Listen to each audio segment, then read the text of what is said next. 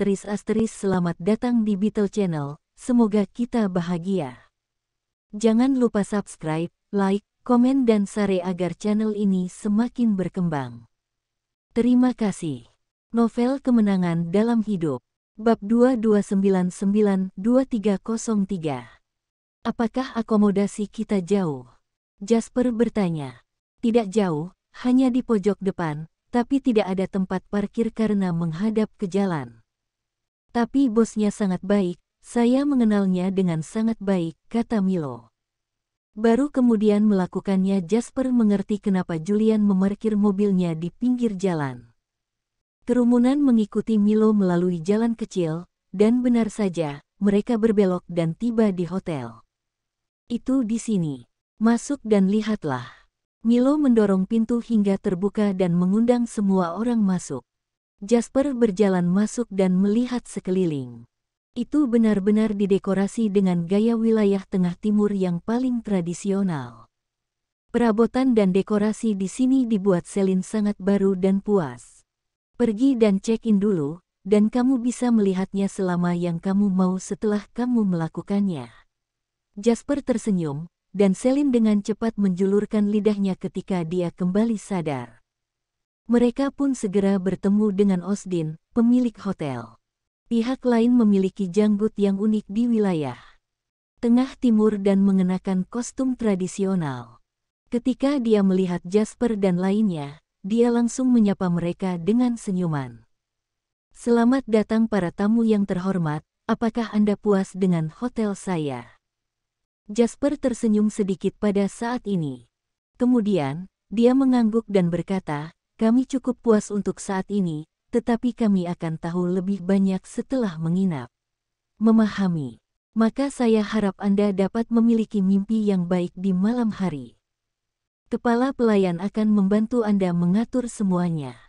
Pemiliknya, Osdin, melambai dan tak lama kemudian, seorang kepala pelayan yang tersenyum muncul. Jasper sekilas mengerti bahwa bosnya sangat lepas tangan ketika harus mengelola hotelnya, tetapi ini tidak masalah Jasper selama lingkungan tempat tinggalnya cocok. Segera, semua orang pergi ke suite di bawah pengaturan pengurus rumah tangga. Ini secara khusus diminta oleh Julian, demi keamanan. Ada total 3 kamar di suite. Mereka semua dipisahkan oleh ruang tamu dan ketiganya akan memiliki kamar terpisah. Celine sangat puas dengan lingkungan seperti itu, dan semua orang tertidur tanpa banyak bicara. Setelah mereka tertidur, pemilik hotel Osdin segera menelepon Yves untuk melaporkan keadaan tersebut. Kapten Yves, saya sudah menerimanya, dan dia saat ini tinggal di hotel saya. Apa yang harus kita lakukan selanjutnya? Yves sangat puas saat mendengar ini. Karena itu, dia mengangguk sambil tersenyum. Osdin, aku tidak perlu khawatir jika kau yang membantuku. Jangan membuat mereka khawatir malam ini, buat kesan yang baik pada mereka. Tapi Anda harus menyimpan video mereka yang tinggal di hotel atau semacamnya untuk saya kalau saya membutuhkannya. Pemilik hotel Osdin bingung tapi mengangguk setuju. Tidak masalah, aku bisa meninggalkanmu video pengawasan kapan saja selama kamu memintanya. Sekitar 1 jam kemudian, Yves berkendara ke tempat tujuan. Pemilik hotel Osdin menerimanya dan menunjuk ke kamar di lantai atas. Mereka tinggal di kamar itu. Aku tahu, biarkan mereka tidur nyenyak malam ini. Selama kami memastikan mereka tetap di sini, saya akan memiliki kesempatan kapan saja.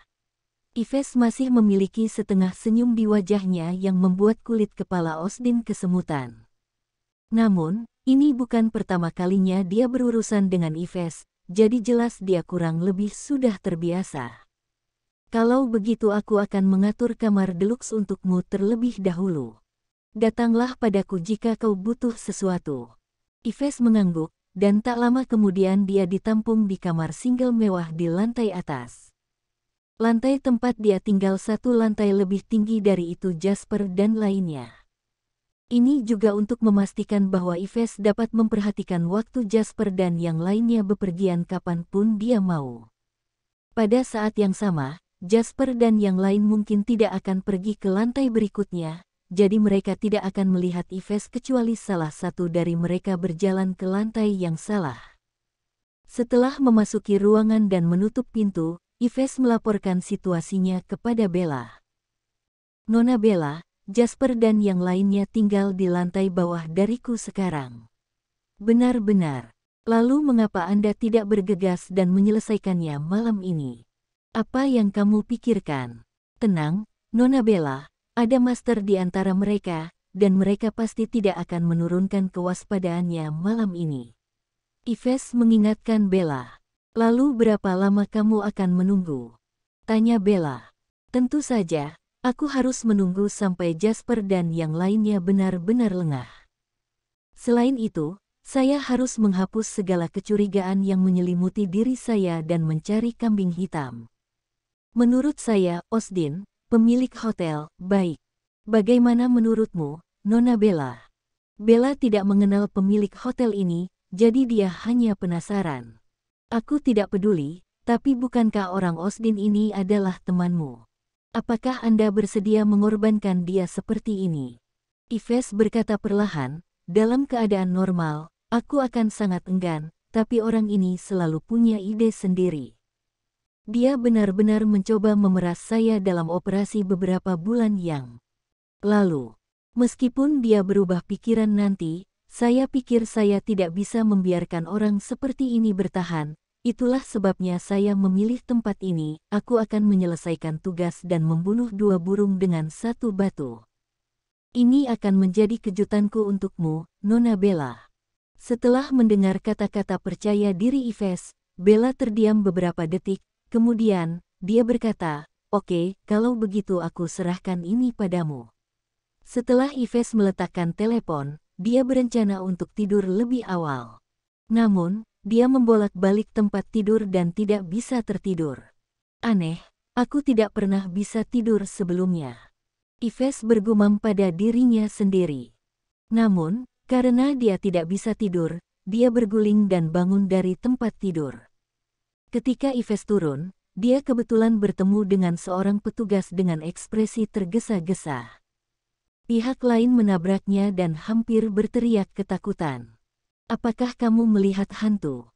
Kenapa kamu berteriak?" Pihak lain menundukkan kepalanya dengan cepat dan meminta maaf. "Saya minta maaf. Aku hanya takut bekerja shift malam. Bolehkah aku tahu kenapa kamu di sini selarut ini?" Yves ingin mencari sesuatu untuk dimakan, tetapi dia berubah pikiran setelah bertemu dengan petugas. "Cari makanan untukku. Aku tidak ingin pergi sendiri. Ingatlah untuk mengirimkannya ke kamarku." Tentu saja. Setelah Yves menginstruksikan, petugas berlari ke bawah. Namun, dia tidak segera pergi ke dapur. Sebaliknya, dia pergi ke bosnya Osdin. "Bos, saya baru saja bertemu tamu itu. Dia memintaku untuk membuatkan sesuatu untuk dia makan." Osdin tampak pucat, dan dia mengangguk dengan paksa. "Biarkan aku menangani ini. Tunggu saja di sini." "Oke bos." Osdin pergi ke dapur sendiri dan segera, dia kembali dengan steak. "Ayo, dia akan tidur setelah makan ini." Petugas itu dengan hati-hati mengirim steak ke atas dan menurut Yves rasanya luar biasa. Setelah melahapnya, dia merasa lelah. Ketika Yves bangun, dia melihat ada yang tidak beres ketika dia melihat matahari di luar. Bagaimana ini bisa terjadi? Ini jam 2 siang. Yves melompat dari tempat tidur dan merasa menyesal telah tidur berlebihan dan membuang-buang waktu. Karena itu, Yves segera lari ke Osdin. "Hei, di mana Jasper dan gengnya? Kemana mereka bisa pergi?" Keruntuhan taman gantung sudah cukup untuk membuat mereka sibuk sepanjang hari. Mendengar ini, Yves bergegas keluar pintu. Rencana awalnya adalah untuk mengikuti Jasper seluruh jalan untuk menentukan rute pihak lain. Dengan begitu, dia bisa mengatur semuanya terlebih dahulu saat waktunya tepat. Saat itu, ketika Yves menyingkirkan semua orang, polisi setempat tidak akan dapat menemukannya meskipun mereka datang. Satu-satunya tersangka adalah bosnya, Osdin. Namun, dia sudah tertinggal sebelum dia bisa mengimplementasikan rencananya. Meskipun Yves sangat menyesal, dia juga tahu saat ini bahwa dia hanya bisa mengejar ketinggalan. Di sisi lain, Jasper sudah diambil oleh Julian dan Celine ke reruntuhan taman gantung. Orang tidak akan merasakan apa-apa melihat peninggalan sejarah legendaris di buku. Hanya sekali seseorang benar-benar ada di sini, mereka dapat merasakan bobot sejarah. Dibandingkan dengan Jasper, Celine bahkan lebih emosional. Jasper melihat itu Celine bahkan telah memasuki keadaan ekstasi, jadi dia mengambil kesempatan untuk mengobrol dengan Julian. "Kamu tidak tidur nyenyak tadi malam, kan? Kamu telah bekerja keras." Jasper tertawa kecil saat melihat Julian menguap.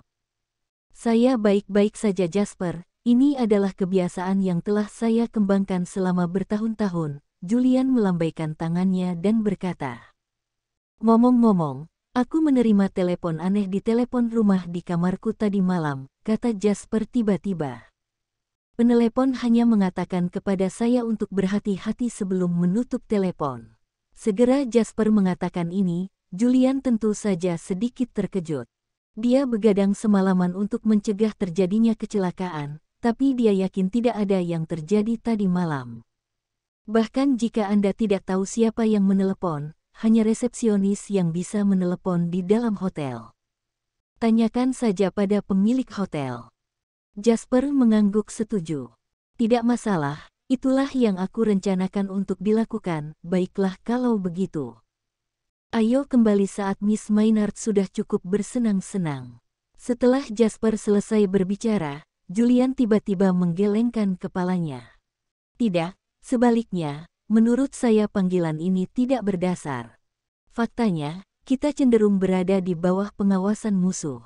Setelah melihat muka serius Julian, Jasper juga tahu itu Julian tidak berbohong. "Apa yang kamu katakan? Mulai sekarang, anggap panggilan itu nyata." Jasper terus mengajak Nona Maynard berkeliling. "Saya akan kembali ke hotel secepat mungkin untuk bertanya kepada bos tentang situasinya." Berdasarkan analisis Julian, tampaknya hanya berpisah akan menjadi pilihan terbaik saat ini. "Oke, kami akan melanjutkan sesuai dengan rencana Anda," mengangguk dan pergi tanpa melihat ke belakang. Dia langsung menuju kamar kecil. Perilaku dan kebiasaannya akan menjamin keselamatan mereka bertiga di masa depan. Karena sekitar 3 menit yang lalu, Yves bergegas untuk melihat-lihat dan akhirnya mengetahui keberadaannya Jasper dan lain-lain. Dia segera menemukan tempat tersembunyi, mengeluarkan teropong yang dibawanya, dan terus mengamati secara diam-diam. Yves juga melihat Julian pergi ke kamar kecil dan berpikir itu bukan hal yang luar biasa. Pada kenyataannya, Julian tidak harus menggunakan kamar kecil. Sebaliknya, dia sudah berlari kembali ke hotel. Kapan Julian kembali? Dia bertanya di meja depan. "Di mana bosmu?" "Bos kita ada di lantai atas di kantornya." Resepsionis di meja depan menunjukkan Julian jalan, dan dia juga segera berlari ke atas. Namun, sebelum dia memasuki pintu, Julian tetap waspada. Dia mengulurkan tangannya untuk mendorong pintu terbuka, tetapi tubuhnya mengelak ke samping. Memang kapan Julian membuka pintu, dia melihat Osdin menodongkan pistol ke arahnya. Namun, sejak Julian berhasil mengelak, Osdin tidak menembaknya di daerah vitalnya. Sementara Osdin membidik ulang, Julian menendangnya dan mengirimnya terbang. Osdin jatuh dengan keras ke tanah. Ketika dia berjuang untuk bangun, senjatanya jatuh ke dalam tangan Julian dan menunjuk kepala Osdin. Jangan tembak. Kamu ingin aku tidak menembakmu sekarang, ya? Lalu mengapa Anda mengarahkannya ke saya ketika saya membuka pintu?" Osdin menghela nafas secara emosional saat Julian menanyakan itu padanya. Setelah itu, dia mengatakan yang sebenarnya. Osdin memberitahu Julian bahwa dia tidak sengaja mendengar percakapan Yves. Dia tidak hanya tahu bahwa Yves akan mengambil tindakan terhadap Jasper dan yang lainnya, tetapi bahkan nama Osdin dimasukkan dalam rencana tersebut. Osdin langsung panik dan hanya bisa memilih mencari cara untuk melindungi dirinya sendiri. Karena itu, dia menginstruksikan meja depan untuk memimpin siapa saja yang datang kepadanya langsung ke atas. Osdin akan siap saat itu. Tidak masalah siapa yang membuka pintu. Osdin akan memilih untuk menyerang lebih dulu. Julian akhirnya mengerti ketika Osdin mengaku bahwa ini telah dihasut oleh Yves. Dengan kata lain, ini semua tipuan sejak awal, termasuk pemandu wisata Summerland Milo. Tanya dan Osdin mengangguk dengan cepat. Ya, Yves menginstruksikan saya untuk melakukan ini, pemandu wisata berasal dari Malaya. Dia hanya mengenal Sommerish jadi dia sering berpura-pura menjadi seorang Summerlander. Pada saat ini, Julian merasa sedikit menyesal. Dia tidak menyangka akan jatuh ke dalam perangkap pihak lain. Karena kalian semua diinstruksikan oleh Yves, kenapa aku harus percaya apa yang kamu katakan? Karena ini. Julian melihat Osdin mengeluarkan telepon merah dari laci. Ini setara dengan telepon utama, dan saya telah menghubungkannya ke saluran dari meja depan. Dengan begitu saya bisa menjawab semua panggilan kamar hotel.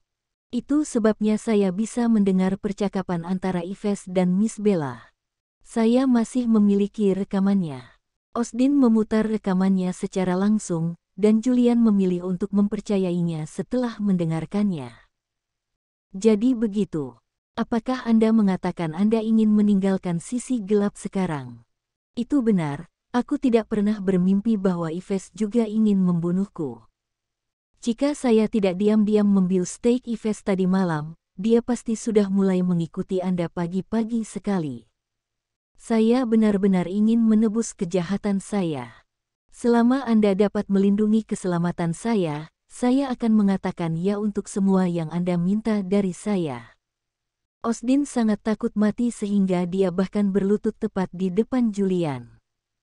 Kapan Julian melihat ini, dia tidak percaya.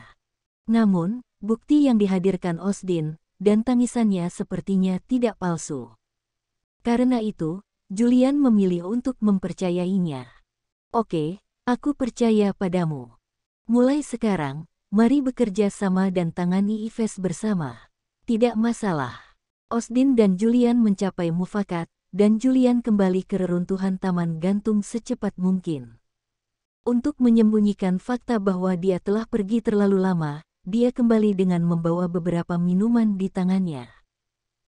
Jasper, Nona Maynard, Anda pasti haus. Kebetulan Jasper dan Celine haus karena berbelanja, jadi minuman ini datang tepat pada waktunya. Sementara itu, Yves yang sedang memegang teropong juga melihat pemandangan ini. Dia bergumam pada dirinya sendiri. Tidak heran orang ini sudah pergi begitu lama. Dia pergi untuk membeli sesuatu, dia tahu pasti sangat ramai di tempat-tempat wisata seperti itu, jadi wajar jika pergi lebih lama. Sebagai Celine bergerak menuju atraksi berikutnya, Julian diberitahu Jasper apa yang baru saja terjadi. Jasper, itulah yang terjadi. Osdin memunggungi Yves karena takut mati. Saya setuju untuk bekerja dengannya untuk sementara, jadi apa yang harus kita lakukan selanjutnya? Setelah Jasper mendengar itu, dia menganalisisnya dalam pikirannya untuk sementara waktu. Pada akhirnya, orang terpenting adalah pemilik Hotel Osdin yang juga bisa disebut sebagai agen ganda. Jasper tidak pernah mempercayai orang asing, dan kali ini tidak berbeda. Bahkan jika Osdin berlutut dan memohon belas kasihan, Jasper akan tetap waspada. Kita bisa mempercayainya untuk saat ini.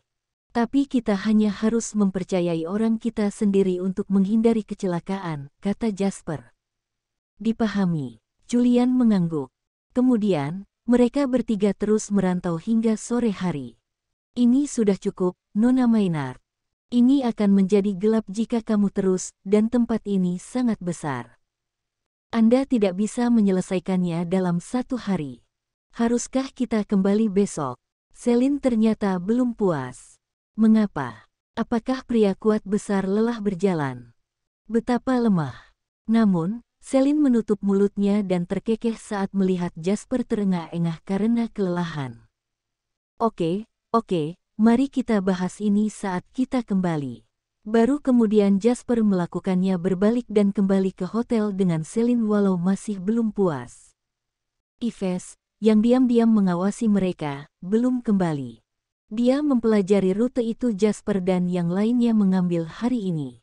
Dia cukup akrab dengan tempat ini. Dia sangat yakin bahwa selama dia memblokir rute Jasper dan yang lainnya mengambil, mereka pasti akan menggunakan satu-satunya rute yang tersisa. Oleh karena itu, dia tetap tinggal sepanjang waktu dan hanya pergi diam-diam setelah hari gelap dan taman ditutup. Di sisi lain, Jasper dan yang lainnya telah kembali ke kamar hotel lebih awal untuk beristirahat. Jasper bangun dan pergi ke ruang tamu. Setelah itu, dia pergi ke kamar dan mengetuk pintu. "Apa yang kamu inginkan?" Celine meminta. "Tidak ada apa-apa. Aku hanya ingin bertanya apakah kamu sudah tidur?" Tanya lembut. "Tidak, aku ingin mandi susu," Celine berkata di dalam ruangan. "Kalau begitu aku tidak akan mengganggumu." Setelah mendengar itu, Celine yang ada di dalam ruangan, bingung. Dia cemberut dan berkata pada dirinya sendiri, orang bodoh ini. Setelah mengkonfirmasi itu Celine tidak akan meninggalkan ruangan untuk sementara waktu. Jasper bangun dengan Julian dan naik ke atas. Mereka pergi ke pintu kamar Osdin dan mengetuk. Pintu segera terbuka. Setelah itu, Jasper dan Julian masuk, lalu Jasper diperkenalkan Julian, "Ini bos saya. Tolong jaga bahasamu." Osdin terus tersenyum patuh, Jasper juga langsung ke intinya setelah menutup pintu. "Bos, kamu ingin menyingkirkan Yves, dan kami juga ingin menyingkirkannya. Karena kita memiliki tujuan yang sama, bagaimana kalau bergabung malam ini?" "Tidak masalah, apakah kamu punya solusi yang bagus?" Osdin bertanya dengan lembut. Osdin jelas bermain bodoh, tapi Jasper tidak mengekspos dia. Sebaliknya, dia mengungkit masa lalu. "Bukankah steak yang kamu sediakan untuk Yves malam itu berhasil? Anda hanya harus menyajikan makanannya sementara kami melakukan sisanya." Bersambung, terima kasih telah menyaksikan dan terima kasih telah mendukung channel ini.